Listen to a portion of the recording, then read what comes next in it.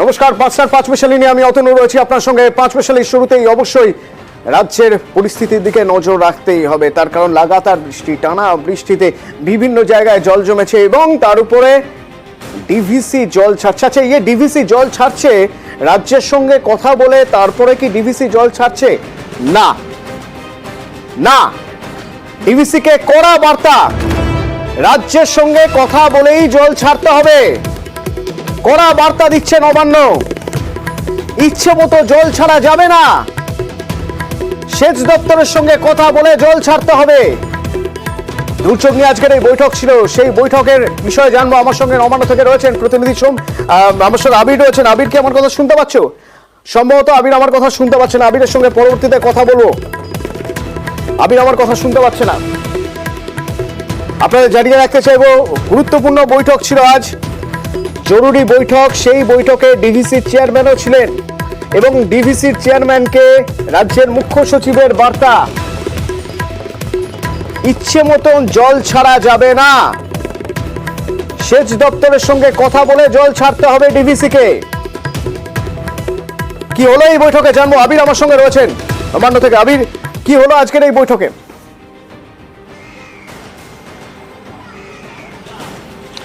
দেখো, যে পরিস্থিতি তৈরি হয়েছে সে পরিস্থিতির জন্য প্রশাসনের তরফ থেকে ডিভিসির যে ভূমিকা, সেই ভূমিকার নিন্দা করা হচ্ছে এবং বারবার ধরে তাদের বক্তব্য যে ডিভিসিকে বিভিন্ন সময় ধরে জানানো হয় যে যখন জল ছাড়বেন সেই জল ছাড়ার পরিমাণ এবং সময়, কোথা থেকে জল ছাড়া হচ্ছে সেই কারণে যেন বিস্তারিত তথ্য দেওয়া হয়। সেই তথ্য তাদেরকে যথাযথ সময় দেওয়া হচ্ছে না, এমন অভিযোগ তারা রাখছেন। যদিও ডিভিসির তরফ থেকে বলা হচ্ছে যে ওয়াটার কমিশনের যে নিয়ম, সেই নিয়ম অনুযায়ী তারা যখন যে জায়গা থেকে জল ছাড়ছেন সেই সংক্রান্ত বিষয়ে রাজ্য সেচ দপ্তরের যারা আধিকারিকরা রয়েছেন তাদের সঙ্গে তারা যোগাযোগ রাখছেন এবং জল ছাড়ার পরিমাণ পর্যন্ত জানাচ্ছেন। আজকে ৩:৪০ নাগাদ যে শেষ রিপোর্ট পাওয়া গেছে সেই অনুযায়ী কত পরিমাণ জল মাইথন এবং পাঞ্চেত এই দুটি জায়গা থেকে ছাড়া হয়েছে সেই সংক্রান্ত রিপোর্টও ডিভিসির বক্তব্য যে তারা রাজ্যের সেচ দপ্তরকে তারা ইতিমধ্যে জানিয়ে রেখেছে।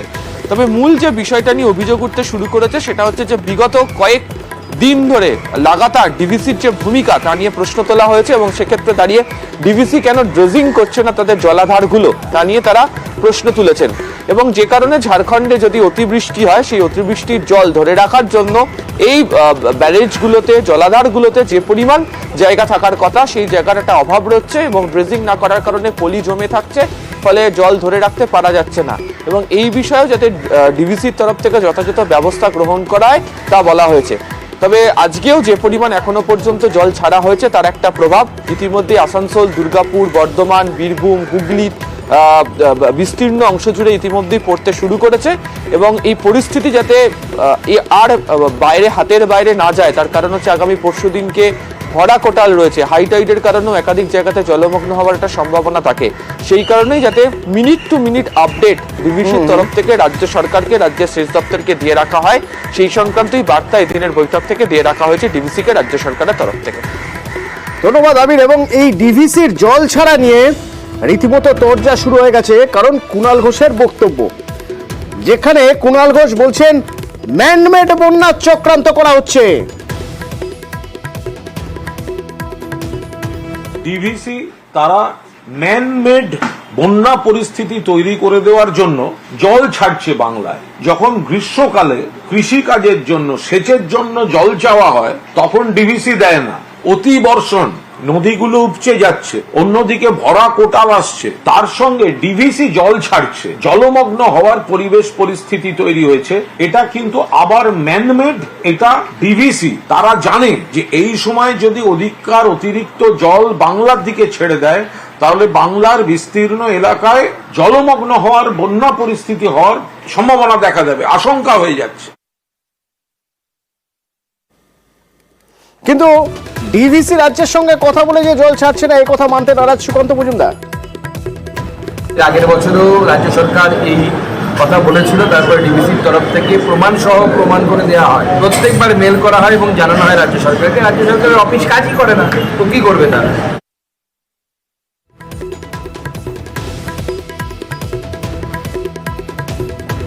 জল ছাড়ছে ডিভিসি এবং এরপরেও জল ছাড়বে, ভয়ানক পরিমাণে জল ছাড়ার ফলে পরিস্থিতি খারাপ হবে এবং এই যে জল ছাড়া হচ্ছে রাজ্যের সঙ্গে আলোচনা না করে মুখ্যমন্ত্রীর মুখ্য উপদেষ্টা আলাপন বন্দ্যোপাধ্যায় সে কথাই বলছেন।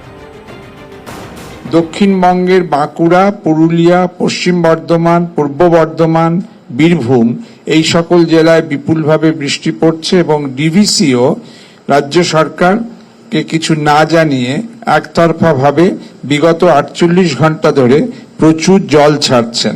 আগামী 5-6 তারিখে হাই টাইড বিশেষত হুগলি, হাওড়া, খানাকুল, গোঘাট, উদয়নারায়ণপুর, আমতা প্রভৃতি অঞ্চলকে এই ডিভিসির জল ছাড়ার সঙ্গে মিলিয়ে প্লাবিত করতে পারে বলে আশঙ্কা। ডিভিসি ড্যাম থেকে আরো 1 লক্ষ কিউসেক জল ছাড়া হবে, যেটা পশ্চিমবঙ্গের মানুষের জন্য ঘোর বিপজ্জনক হবে বলে রাজ্য সরকারের আশঙ্কা। এই জল ছাড়ার ব্যাপারে রাজ্য সরকারের সঙ্গে কোনরূপ আলোচনা হয়নি। রাজ্য সরকার ডিভিসি কর্তৃপক্ষকে অনুরোধ করেছেন এই বিপুল পরিমাণ জল আলোচনা ব্যতিরেকে সহসা এবং একতরফা যেন ছাড়া না হয়, কিভাবে স্ট্যাগার্ড ম্যানারে এটাকে নেভিগেট করা যায় সেই চেষ্টা চলছে।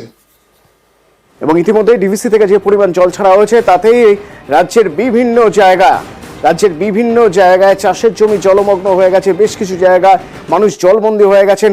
কতটা জল ছাড়া হলো এখনো পর্যন্ত ডিভিসি থেকে?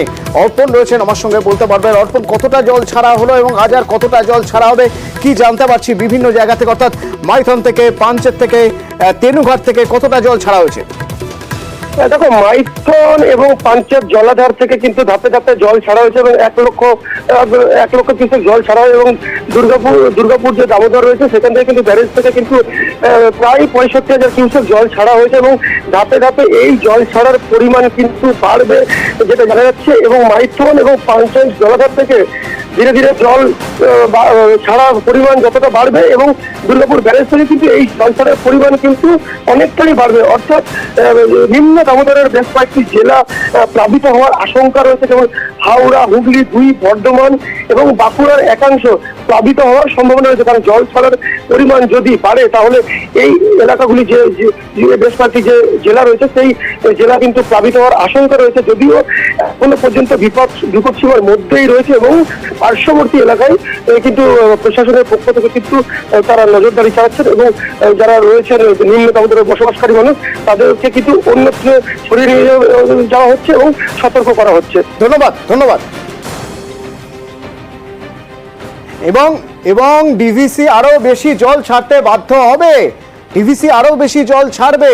তার কারণ আবহাওয়ার পূর্বাভাস বলছে যে নিম্নচাপ ছিল সেই নিম্নচাপ ঝাড়খণ্ডের দিকে সরে গেছে, অর্থাৎ ঝাড়খণ্ডে ভারী থেকে অতি ভারী বৃষ্টি হবে, আর হলে ডিভিসি কে জল ছাড়তে হবে। বাংলার জন্য জোড়া বিপদ বলা যেতে পারে। একদিকে যেমন এখানে চলছে বৃষ্টি, লাগাতার বৃষ্টি চলবে দক্ষিণবঙ্গে, ঠিক তেমনি নিম্নচাপ সরেছে ঝাড়খণ্ডে, ফলত পড়শি রাজ্যে বেশি বৃষ্টি হবে এবং তার জন্য আবার জল ছাড়বে ডিভিসি, বেশি পরিমাণে জল ছাড়তে পারে। আমার সঙ্গে বিশ্বজিৎ রয়েছে। বিশ্বজিৎ, প্রথমে একটু জানতে চাইব নিম্নচাপের অবস্থান, তার কারণ নিম্নচাপ ঝাড়খণ্ডের দিকে যদি সরে গিয়ে থাকে তাহলে এই গভীর নিম্নচাপ ভারী বৃষ্টির কারণ হবে এবং ডিভিসি জল ছাড়লে আবার সেই ভুগবে বাংলা। একদমই, অর্থাৎ যে নিম্নচাপ গাঙ্গেয় পশ্চিমবঙ্গ ও ঝাড়খণ্ড লাগোয়া এলাকায় ছিল সেই নিম্নচাপ একেবারে উত্তর ঝাড়খণ্ড ও দক্ষিণ বিহার সংলগ্ন এলাকাতে এই মুহূর্তে অবস্থান করছে। কাজেই ঝাড়খণ্ড থেকে আরো সরে যাবে এবং এই মুহূর্তে ঝাড়খণ্ডের বিভিন্ন জায়গায় গত 24 ঘন্টাতেও ভারী বৃষ্টি হয়েছে, অতি ভারী বৃষ্টি হচ্ছে, আরো প্রায় 12 ঘন্টা মতন এই রেস্ট থাকবে এবং তারপর আরো ক্রমশ সরে যাবে, অর্থাৎ বাংলা থেকে ক্রমশ সরে যাচ্ছে। আর তার ফলে এই দক্ষিণবঙ্গে যে প্রভাব সেই প্রভাব অনেকটা কম এই মুহূর্তে।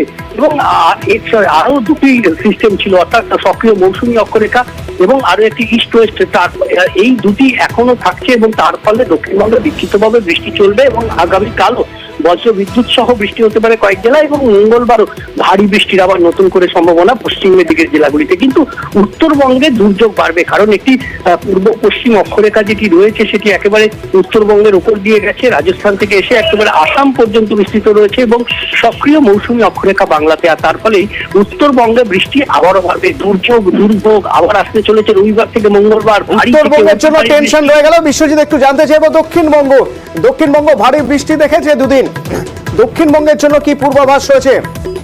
দক্ষিণবঙ্গে যে বৃষ্টিটা হয়ে গেছে আর নতুন করে ভারী বৃষ্টির এই মুহূর্তে অর্থাৎ আগামী 24 থেকে 48 ঘন্টার মধ্যে সেভাবে কোনো সম্ভাবনা নেই। তবে বিক্ষিপ্তভাবে বৃষ্টি চলবে, যেহেতু এখনো নিম্নচাপ বা গভীর নিম্নচাপটি ক্রমশ ঝাড়খণ্ডের দিকে সরে গেছে, এটি বিহার হয়ে উত্তরপ্রদেশের দিকে যাবে, ক্রমশ দূরে সরে যাবে। কিন্তু আরো দুটি সিস্টেম, যেটি পূর্ব পশ্চিম অক্ষরেখা সেটিও বাংলার ওপর দিয়ে রয়েছে, এবং আরো একটি সক্রিয় মৌসুমী অক্ষরেখা সেটি একেবারে বাঁকুড়া থেকে ক্যানিং এর উপর দিয়ে বঙ্গোপসাগর পর্যন্ত বিস্তৃত। কাজে এই দুই অক্ষরেখার প্রভাবে বৃষ্টি চলবে, তবে হালকা থেকে মাঝারি, অর্থাৎ আজ যে বৃষ্টি হচ্ছে আগামীকাল আরো একটু কমবে। তবে সোম মঙ্গলবার আবারও পশ্চিমের জেলাগুলিতে ভারী বৃষ্টির সম্ভাবনা থাকছে। পুরুলিয়া, পশ্চিম বর্ধমান, বীরভূম এই জেলাগুলিতে ঝাড়খণ্ডের দিকে সরছে, যেমন তুমি বলছিলে বিশ্বজিৎ, ধন্যবাদ। এবং গতকাল রাত থেকে যে বৃষ্টি হয়েছে সেই বৃষ্টিতে কলকাতা এয়ারপোর্টের ছবিটা একবার আপনাদের দেখাই, দেখুন কি অবস্থা। রানওয়ে বেতে কিভাবে জল জমে গিয়েছে, পার্কিং বের এই অবস্থা। 8টি পাম্প চালু করতে হয়েছে এই জল সরাতে। বিমান ওঠানামা কি ব্যাহত হয়েছে, কি অবস্থা জানবো। আমার সঙ্গে অনুপ রয়েছেন প্রতিনিধি। অনুপ, কি অবস্থা ওখানে? তো বিমান ওঠানামায় কিন্তু কোনো সমস্যা হয়নি, তার কারণ একেবারে যে রানওয়েতে বিমানবন্দরে কিন্তু জল ছিল না, সেই কারণে শুধুমাত্র যেখানে বিমান পার্কিং বে সেখানে যেমন জল ছিল, পাশাপাশি অ্যাপ্রন এলাকা, ট্যাক্সি বে এই সমস্ত এলাকায় জল ছিল। ফলে যাত্রী যারা সেখানে যাচ্ছিল তাদেরকে জল পেরিয়ে যেমন যেতে হচ্ছিল, শুধু এই সমস্যার মধ্যে পড়েছিল।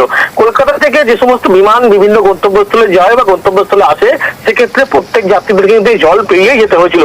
কিন্তু বিমানবন্দর রানওয়ে অত্যন্ত উঁচু, সেই কারণে কিন্তু বিমানবন্দর রানওয়েতে জল ছিল না বলে এমনটাও কিন্তু পরিষ্কার। কিন্তু এতটা পরিমাণে পার্কিং বে, ট্যাক্সি বে, অন্যদিকে অ্যাপ্রন এলাকায় জল ছিল, সেখানে কিন্তু 8টা আলাদা করে বিমানবন্দর কর্তৃপক্ষ পাম্প বসানো হয়। সেই পাম্পের সিস্টেমে কাজ করার পরবর্তী ক্ষেত্রে কিন্তু জল এই মুহূর্তে পুরোপুরি বাইরে বের করা সম্ভব হয়েছে, এবং এই যে এখন এই মুহূর্তে বিমানবন্দরে যে স্বাভাবিক ছন্দে ফিরেছে, এমনটাই কিন্তু বিমানবন্দর কর্তৃপক্ষ তারা জানাচ্ছে। এই বিমানবন্দরে জল জমা নিয়ে মেয়র ফিরহাদ হাকিমের বক্তব্য একটু শুনবো। সল্টলেক হওয়ার থেকে আরম্ভ করে আমাদের যে ওয়েটল্যান্ড গুলো ছিল, সেই ওয়েটল্যান্ড গুলো অনেক জায়গায় আগের থেকে, অনেক বছর আগের থেকে এগুলো সব এনক্রোচমেন্ট হয়ে গেছে। এইটা ন্যাচারাল জলটা এখন নামছে না। অথচ যে সময় বাইপাস তৈরি হয়েছিল সেই সময় ড্রেনেজটা তৈরি করা হয়নি। এখন আমরা কলকাতা কর্পোরেশনের হাতে টোটাল বাইপাসটা নিয়ে আমরা একটা কম্প্রিহেন্সিভ প্ল্যান করছি, যেখানে ইউটিলিটি জন্য আলাদা টানেল থাকবে, মেকানিক্যাল ম্যাস্টিক দিয়ে বাইপাসটা পুরো তৈরি করা হবে। শীতের সময় কাজটা শুরু হবে। এদিকে বাইপাস শুধু কেন, ভিআইপি রোডেরও একাংশ জল জমে যায়। গতকাল রাত ভোর বৃষ্টি, আজ সকাল থেকে ভারী বৃষ্টি, তাতে সেক্টর 5ও জলমগ্ন হয়ে যায়। কলকাতা পৌরসভা প্রস্তুত বলেই আপনারা সবাই সারা ভারতবর্ষের ছবি দেখাচ্ছেন, কিন্তু কলকাতার ছবি এত চেষ্টা করেও দেখাতে পারছেন। পাতিপুর আন্ডারপাস তো চিরকালই হয়েছে, আজকে নয়। বেহালা এখনো কেআইপির কাজটা শেষ হয়নি, কেআইপির কাজ শেষ হয়ে গেলে ওটাও শুধরানো যাবে। আমার এমএমআইসি তারক সিং এবং ড্রেনেজ ডিপার্টমেন্ট এরা ডিসিল্টিংটাকে এত ভালো করে করেছে যে নর্মাল জল বেরিয়েছে, এবং অ্যাবনর্মাল জল হলে কয়েক ঘন্টা তো নিশ্চয়ই জমবে। নিশ্চয়ই কয়েকটা পকেটে এখনো আছে, 114 নম্বর ওয়ার্ডে, 127 নম্বর ওয়ার্ডে আছে। ওভারঅল যে জল জমার সেটার থেকে কিন্তু এবার আমাদের পরিস্থিতিটা অনেকটা ভালো। মাঝে কদিনের বিরতি ছিল, কিন্তু উত্তরবঙ্গে ফের বৃষ্টি, এবার ভারী বৃষ্টি। আবহাওয়ার পূর্বাভাস বলছে আরো ভারী বৃষ্টি হতে পারে উত্তরবঙ্গে। তো এখনই যে পরিমাণ বৃষ্টি হয়েছে তাতে বাংলা সিকিম লাইফলাইন অর্থাৎ 10 নম্বর জাতীয় সড়ক বন্ধ হয়ে গিয়েছে। পার্থপ্রতিম প্রতিনিধি আমার সঙ্গে রয়েছেন, কি অবস্থা পার্থপ্রতিম ওখানে? দেখো, টানা বৃষ্টি চলছে এবং আগামীকাল পর্যন্ত ভারী থেকে অতি ভারী বৃষ্টির পূর্বাভাস রয়েছে কালিম্পং এবং নর্থ সিকিম জুড়ে। আর উত্তর পশ্চিম কিন্তু 3 জায়গায় ধর্ষণ ছিল বাংলা সিকিম লাইফলাইনে 10 নম্বর জাতীয় সড়কে। নতুন করে ধর্ষণ নামলো বেশ কিছু এলাকায়, কিন্তু পাহাড় থেকে বড় বড় পাথর এবং মাটির খসে পড়ছে টাইগারে, যা যথেষ্ট ঝুঁকি পারাপার। আর তাই কালিম্পং প্রশাসন সিদ্ধান্ত নিয়েছে যে আপাতত আজ থেকে ছোট গাড়ি, অর্থাৎ পর্যটক বোঝায় গাড়ি এবং যাত্রী বোঝায় ছোট গাড়ি চলাচলের উপর কিন্তু বিধিনিষেধ আরোপ করলো কালিম্পং জেলা প্রশাসন। মূলত সেবকের থেকে কিছুটা দূরে ব্রিজ ধারার কাছে যদি কিন্তু বড় সড়ো ধস নেমেছে জাতীয় সড়কের অংশ, সেই জন্য আপাতত ছোট গাড়ি, পর্যটক এবং নিত্য যাত্রী বোঝায় গাড়ি চলাচলের উপর বিধিনিষেধ আরোপ করেছে। ঘুরপথে অর্থাৎ শিলিগুড়ি থেকে একবার সেবক হয়ে খালিছড়া পণ্য হয়ে পৌঁছাবে আলগাড়া কালিম্পং, নয়তো শিলিগুড়ি থেকে সেবক হয়ে গরুবাথার লাভা আলগাড়া হয়ে পৌঁছাবে কালিম্পং। স্থায়ীভাবে তাদের যেহেতু দুর্ভোগ বাড়বে, কিন্তু ঝুঁকি নিতে নারাজ কালিম্পং জেলা প্রশাসন, এমনটাই কিন্তু জানিয়েছে কালিম্পংয়ের জেলা শাসক। এবং আরেকটা আপডেট বিজয় যাচ্ছি, এটা হলো যে পথে যে ভারী যানবাহন চলাচল করতো সেখানেও কিন্তু 8 টনের বেশি কোনো গাড়ি ওঠানামা করবে না পাহাড়ি পথে, এমনটাই কিন্তু নির্দেশিকা জারি করেছে কালিম্পং জেলা শাসক। ধন্যবাদ। उसी NH10 में और एक छोटा सा रिस्ट्रिक्शन अपडेट कर रहे हैं हम लोग NH10 के लिए। जो आगे हम लोग छोटो गाड़ी में सब तरफ से गाड़ी हम लोग छोड़ रहे थे, अभी छोटो गाड़ी में सिर्फ private vehicles, government vehicles and government का ऑफिशियल जो गाड़ी चलता है और any emergency vehicles like fire service का अथवा इवन एम्बुलेंस का, इसी टाइप में इमरजेंसी व्हीकल मूवमेंट हम लोग अलाउ करेंगे, वो भी छोटो गाड़ी, बिकॉज बड़ो गाड़ी जाने का जगह नहीं है। हम लोग आशा कर रहे हैं खूब जल्दी वो हम लोग निकाल के even will be able to allow buses also, but as of now this is it's very important और कुछ उपाय नहीं है, हम लोग ये कर रहे हैं for safety of the passengers. তাজপুরে এমন কি হলো যে বন দপ্তরকে হুঁশিয়ারি দিলেন মন্ত্রী অখিল গিরি? দেখাবো আর কি সেই হুঁশিয়ারি, তাও শোনাবো বিরতির পর, সঙ্গে থাকুন।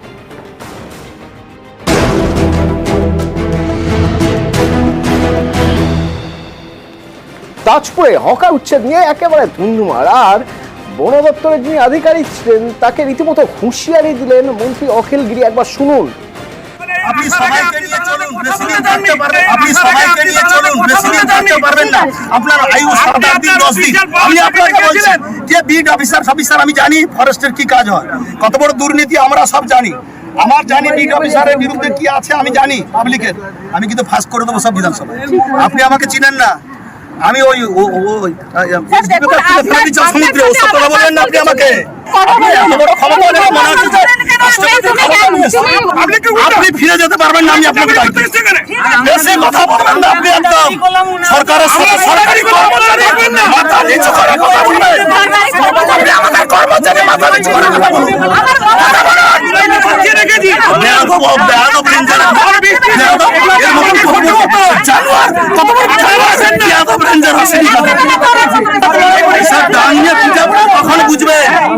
বাবা, এ তো হুমকি রীতিমতো। মন্ত্রী দারুণ মেজাজে, সরকারি কর্মচারী মাথা নিচু করে কথা বলুন বলছেন অখিল গিরি।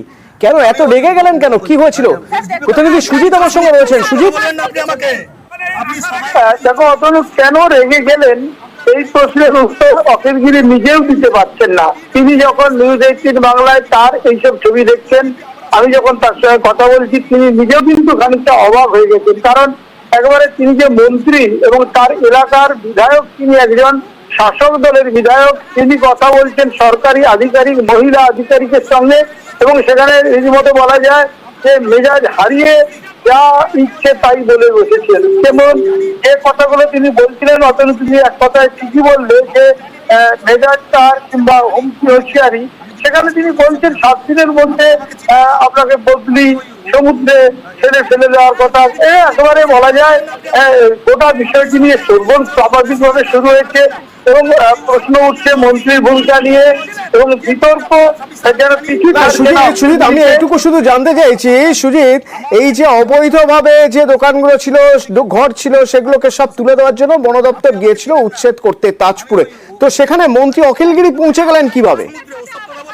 তিনি তার বিধায়ক এলাকায়, এটা রামনগর বিধানসভার মধ্যে পড়ে, তিনি বিধায়ক হিসেবে তিনি পৌঁছে গেছিলেন এবং তিনি বলতে চাইছিলেন যে তাদেরকে বসতে দিতে হবে এবং সেই বসতে দেওয়ার অন্যায় একটা আবদার বলা যায়। কারণ একটা পরিবেশের যে ভারসাম্য নষ্ট হতে পারে সেটা তার মাথায় নেই। তিনি বলছেন সমুদ্র গর্ভে চলে যাওয়া 20টি দোকানকে বসতে দিতে হবে 2 মাসের জন্য, এবং সেটা বসতে দিবেন কোথায় না বন দপ্তরের জায়গায়, এবং পরিবেশ যেটা ভারসাম্য সেটা যে রক্ষিত হবে না, সেটা যে বিঘ্নিত হবে, সেটা কিন্তু তিনি জানেন।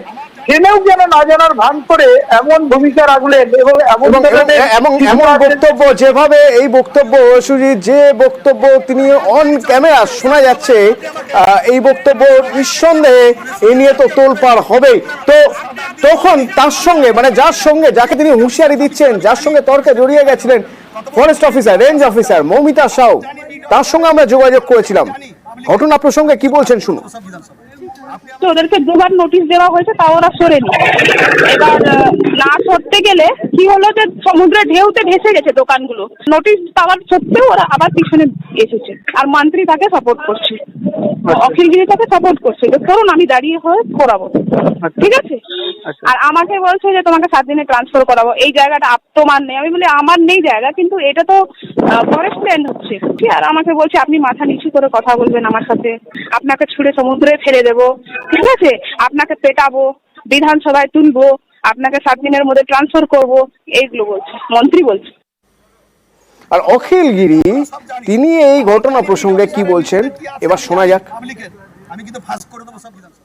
ইএফওকে বললাম যে আমাদের পিছনে 20 ফুট 10 ফুট 15 ফুট জায়গা দিতে হবে, এই জায়গাগুলো সরে আসবে, আবার যখন সমুদ্রের বাঁধ মেরামত হবে ওরা তার নিজের জায়গায় চলে যাবে। কথা শুনতে চায়নি, এতগুলো লোককে আজকে বেকার করে দেওয়ার চেষ্টা করছে। কোনো দোকানদার এখানে ল্যান্ড নিচ্ছেন না, ফরেস্ট অফিসারের কোনো নেই, গভর্নমেন্টের অর্ডার নিয়ে আসো। এখানে অনেক ফরেস্টের জায়গার উপর দোতলা ঘর হয়েছে, সেগুলো গরিব মানুষের উপর আঘাত করে কি হবে, সেগুলো ভাঙুক। আজকে গাছ নেই বলেই তো সমুদ্রে ভাঙন হচ্ছে। এরা গাছ লাগাবার নামে লক্ষ লক্ষ টাকা এসব এদিক সেদিক করে, ফরেস্ট অফিসাররা তো দুর্নীতিগ্রস্ত। অখিলগিরির এই আচরণের সমালোচনা কুণাল ঘোষের। ফরেস্টের কি কাজ হয়? রাজ্যের কারামন্ত্রী অখিল গিরি তিনি বন দফতরের এক মহিলা অফিসারের সঙ্গে যেভাবে কথা বলছেন তা কোনো অবস্থায় দল অনুমোদন করে না। এই আচরণ, এই মানসিকতা, এই শরীরী ভাষা এবং এই মুখের ভাষা, এই শব্দবন্ধ, এই শব্দ চয়ন তীব্র প্রতিবাদ করছি।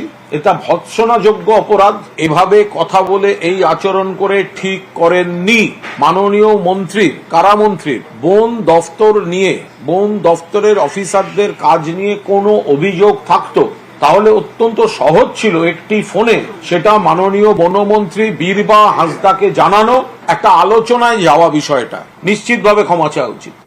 সমালোচনা শ্রমিক ভট্টাচার্য। দুর্নীতি আমরা সব জানি। একটি প্রান্তিক পরিবারের আদিবাসী মহিলার দেশের রাষ্ট্রপতি হয়েছেন, রাষ্ট্রপতিকে যিনি আক্রমণ করেন ওই ভাষায়, তো তিনি একজন সামান্য মহিলা WBCS অফিসারকে ও ভাষায় কথা বলবেন, এটাই স্বাভাবিক। অখিলগিরির বক্তব্যই হচ্ছে তৃণমূলী সংস্কৃতির প্রকৃত প্রতিফলন। আর অখিলের এই আচরণে ক্ষুব্ধ বন দপ্তর। বন দপ্তরের আধিকারিককে হুঁশিয়ারি, যা ভালোভাবে নিচ্ছে না বন দপ্তর। CCF DF4 থেকে রিপোর্ট নিচ্ছে বন দপ্তর, ভিডিও ক্লিপ সহ রিপোর্ট পাঠানো হবে মুখ্যমন্ত্রীকে। সমুদ্রে ওসব কথা বলবেন না আপনি আমাকে।